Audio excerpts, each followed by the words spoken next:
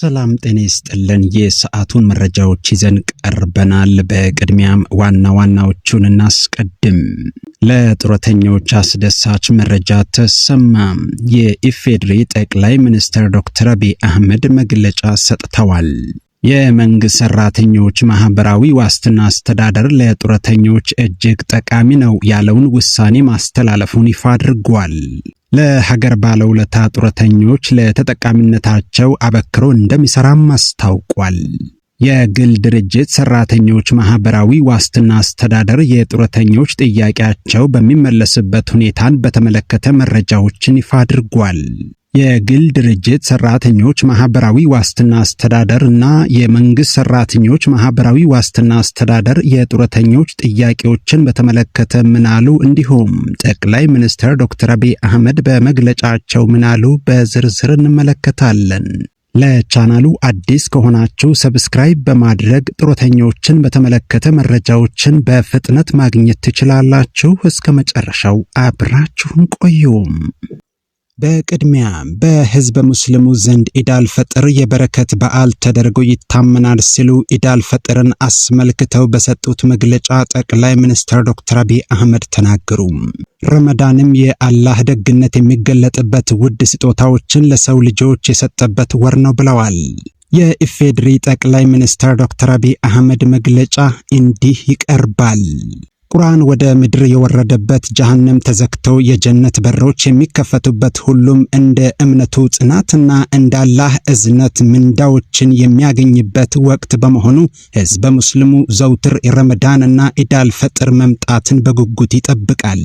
በኢድ አልፈጥር ከፈጣሪ በረከት የሚቸራቸው የረመዳንን ወር በጾምና በዱዓ ያሳለፉት ናቸው። በበዓሉ መምጣት የሚደሰቱትም ረመዳንን በመልካም ተግባር ለማሳለፍ የበረቱ ናቸው።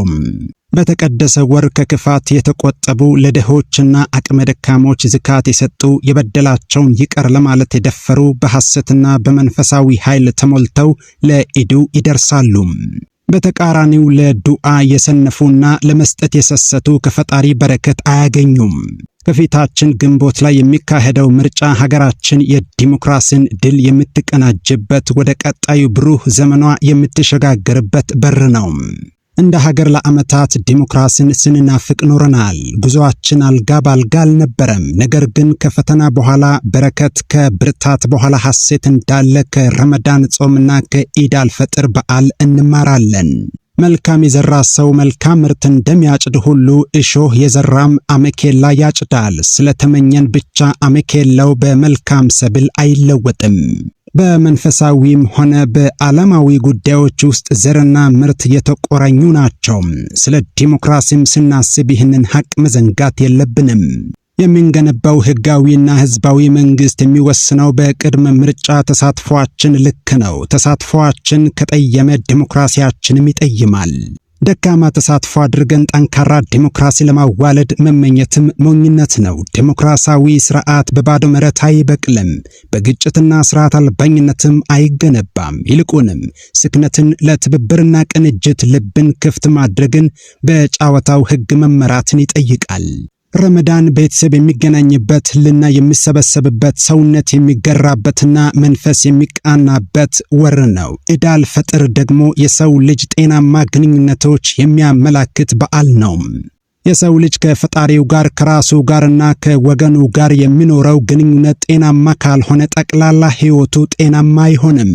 በረመዳን ወቅት ጾሙ ሰዎችን ከራሳቸው ጋር ያገናኛቸዋል። ሶላትና ዱዓ ከፈጣሪያቸው ጋር ያገናኛቸዋል። ፈጣሪና ዝካት ደግሞ ከማህበረሰቡ ጋር ያገናኛቸዋል። ኢትዮጵያውያን ጤናማ ህይወትን መምራት እንድንችል እነዚህን ሶስቱን ጤናማ ማድረግ አለብን። ሰው ከፈጣሪውና ከራሱ ጋር ያለውን ግንኙነት ጤናማ ካልሆነ ለማህበረሰቡም ለሀገርም ጠንቅ ነው። ሰው ከራሱ ጋር እየተጋጨ ከኖረ ከሁሉም ጋር ይጋጫል። ዛሬ ጦርነትን፣ ባህል፣ ዝርፊያን፣ ልማድ፣ ጥፋትን፣ እሴት፣ ውድመትን ክብር አድርገው የሚኖሩ ሰዎች የመጀመሪያው ችግራቸው ከፈጣሪያቸውና ከራሳቸው ጋር አለመስማማት ነው። ውስጣዊ ባህሪያቱ ያልተስማሙለት ሰው ከማንም ጋር አይስማማም። እርቅ፣ ሰላም፣ ፍቅር፣ መግባባትና መስማማት የሚባሉት ነገሮች አይገቡትም። ሰው ከፈጣሪና ከራሱ ጋር ከተስማማ ከማንም ጋር መስማማት ይችላል፣ ከእንስሳትም ጋር ሳይቀር። ለድንብጥ እንኳን ቢሆን የራራ ሰው በፍርድ ቀን አላህ ይራራለታል ሲሉ ነቢዩ መሐመድ ያስተማሩት ለዚህ ነው። የእስልምና ዋናው መሰረቱ ሰላም የሆነው ለዚህ ነው። ሰላም ማለት ከራስና ከአካባቢ ጋር በጤናማ ግንኙነት ለመኖር መቻል ማለት ነውና የዘንድሮውን የኢዳል በዓል ስናከብር በዓለማችን ስለ ሰላም የሚነገረውን ያህል የዓለም ሕዝቦች በሰላም መኖር ለምን አልቻሉም ብለን እንጠይቅ። የግጭትና የጦርነት ድንጋይ እየደጋገመ ለምን ይመተናል? ከአዛኝ ይልቅ ገዳዩን እንደ ጀግና የሚያየው ልምምዳችን ለምን ገናና ሆነ? የሰው ልጅ ከግጭትና ከጦርነት ያተረፈው ድህነትና ኋላ ቀርነት መሆኑን እያየን ለምን አልተማርንም? ሰልጥኗል በምንለው ዓለም የሚኖሩ ወገኖቻችን እንዴት ግጭትንና ጦርነትን የሚያበረታቱ ሆኑ? ይህ ትውልድ እነዚህን ጥያቄዎች በሚገባ አጥኖ ምላሽ ሊያገኝላቸው ይገባል። ከራሳቸው ጋር ሰላም ያጡ አካላት ማህበረሰቡን ሰላም እንዲረብሹ ልንፈቅድላቸው አይገባም። ከረመዳን እሴቶች ጋር የተጣሉ ሰዎች ዘመኖቻችንን እንዲረብሹ ልንፈቅድላቸው አይገባም። በ12ኛው መቶ ክፍለ ዘመን እንደ 21ኛው ክፍለ ዘመን መኖር ቀድሞ መገኘት ነው። በ21ኛው ክፍለ ዘመን እንደ 12ኛው ክፍለ ዘመን መኖር ግን መረገም ነው። መግደል፣ ማገት፣ ገበሬውን እርሻ ማቃጠል፣ ሴቶችን መድፈር፣ ማህበራዊ ተቋማትን መመዝበር፣ ቅርስና ታሪክን ማበላሸት፣ ጠመንጃን የሁሉም ነገር መድኃኒት አድርጎ መውሰድ፣ እነዚህ ሁሉ ከ800 ዓመታት በፊት ያለፉ የሰው ልጅ ጠባዮች ናቸው። ከሶስት አካላት ጋር የታረቁ ሰዎች ብርቱዎች ናቸው ይባላል። ከራሳቸው ከማህበረሰባቸውና ከፈጣሪያቸው ጋር። እንደ ኢትዮጵያዊ እኛም ራሳችንን የገዛን ፈጣሪን የምንፈራና ለማህበረሰብ ሰላምና እድገት የምንጨነቅ መሆን ይኖርብናል። ኢትዮጵያ የምታድግና የምትበለጽገው በዜጎቿ እንጂ በሌላ አይደለም። ዜጎቿ ሲገነቡ ትገነባለች። ዜጎቿ ሰላም ሲሆኑ ሰላም ትሆናለች። ዜጎቿ ሲስማሙ ብልጽግናዋ ጉዞዋ ይሰምራል። የኢትዮጵያ መበልጸግ የሌላ ሳይሆን የኛ መበልጸግ ነው። ስለሆነም ኢትዮጵያ እንድትበለጽግ የሚፈለግብንን መስዋዕትነት ሁሉ የመክፈል ኃላፊነት የኛ ነው። የኛ ልፋት ከዛሬ አልፎ ለትውልድ ይተርፋል።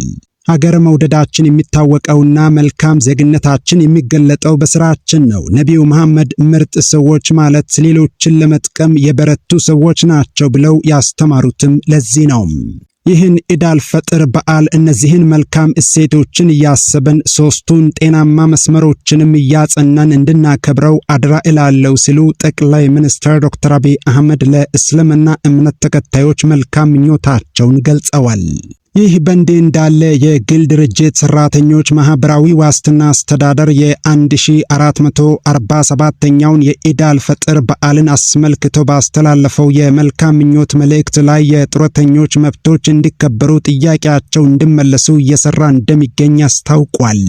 የግል ድርጅት ሰራተኞች ማህበራዊ ዋስትና አስተዳደር ለመላው የእስልምና እምነት ተከታዮች እንኳን ለ1447ኛው የኢዳል ፈጥር በዓል በሰላም አደረሳችሁ በማለት መልካም ምኞቱን ገልጿል። አስተዳደሩ በግል ድርጅት ውስጥ ተቀጥረው የሚሰሩ ዜጎችን የጡረታ መብታቸውን በማስጠበቅና አስተማማኝ የማህበራዊ ዋስትና ተጠቃሚ እንዲሆኑ በትኩረት እየሰራ ይገኛል ብሏል። በመሆኑ አሰሪ ድርጅቶች የሰራተኞቻቸውን የጡረታ መዋጮ በወቅቱ በመክፈል መብታቸውን በማክበርና በማስከበር ረገድ የበዓሉን የመረዳዳት እሴት በተግባር እንዲገልጹት አሳስበዋል። በግል ድርጅት ውስጥ ተቀጥራችሁ የምትሰሩ ሰራተኞችም የነገ ዋስትናችሁን ግምት ውስጥ በማስገባት የማህበራዊ ዋስትና ተጠቃሚነት መብታችሁን እንድታስጠብቁ ጥሪያችንን እናቀርባለን ብሏል። አስተዳደሩ ለመላው የእስልምና እምነት ተከታዮች በሙሉ በዓሉ የሰላም የፍቅርና የአብሮነት እንዲሆን ይመኛል በማለት የግል ድርጅት ሰራተኞች ማህበራዊ ዋስትና አስተዳደር መልካም ምኞቱን ገልጿል። ይህ በእንዲህ እንዳለ የመንግስት ሰራተኞች ማህበራዊ ዋስትና አስተዳደር ለመላው የእስልምና እምነት ተከታዮች መልካም ምኞቱን ባስተላለፈበት መልእክቱ እንዲሁ የጡረተኞችን ተጠቃሚነት ለማረጋገጥ አበክሮ እየሰራ እንደሚገኝ አስታውቋል። አስተዳደሩ በሚኒስትሮች ምክር ቤት ደንብ ቁጥር 522/2015 በተሰጠው ስልጣን መሰረት የጡረታ ባለመብቶችን ተጠቃሚነት ለማሳደግና በሀገራዊ ኢኮኖሚ ልማት ውስጥ በመሳተፍ ጉልህ አስተዋጽኦ ለማድረግ በአዲስ አበባና በሌሎችም ከተሞች ዘመናዊ ሁለገብ ህንፃዎች በማስገንባት ለተለያዩ አገልግሎቶች እንዲውሉ በማድረግ ላይ ይገኛል ብለዋል። በዚህ መሰረት በቅርቡ ግንባታቸው የተጠናቀቁ በአዲስ አበባ ከተማ ፒያሳ ሊሴ ገብረ ማርያም ትምህርት ቤት አካባቢ የሚገኘውን ባለ 17 ወለል ህንፃ፣ በአዲስ አበባ ቦሌ ኦሎምፒያ አካባቢ የሚገኘውን ህንፃ፣ በሐዋሳ ከተማ፣ በባህር ዳር ከተማ፣ በጂማ ከተማና በሐረር ከተማ የሚገኙት ህንፃዎችን ለቢሮ አገልግሎት፣ ለካፌና ሬስቶራንት፣ ለሕክምና መስጫ ማዕከላትና ለሌሎችም የንግድ አገልግሎቶች ማከራየት እንደሚፈልግ አስታውቋል። በመሆኑም መከራየት የሚፈልግ ግለሰብም ሆነ ተቋም 4 ኪሎ በሚገኘው የአስተዳደሩ ዋና መስሪያ ቤት ጥያቄውን ማቅረብ የሚችል መሆኑን በዚህ አጋጣሚ ለመግለጽ እንወዳለን ብሏል የመንግስት ሰራተኞች ማህበራዊ ዋስትና አስተዳደር።